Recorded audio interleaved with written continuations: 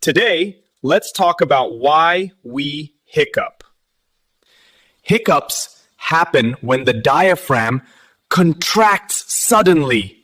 This causes the vocal cords to close quickly. That quick closure creates the hiccup sound.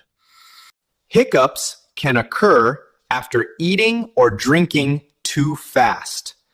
Sudden temperature changes can also trigger hiccups. Most hiccups are harmless and temporary. Persistent hiccups may need medical attention.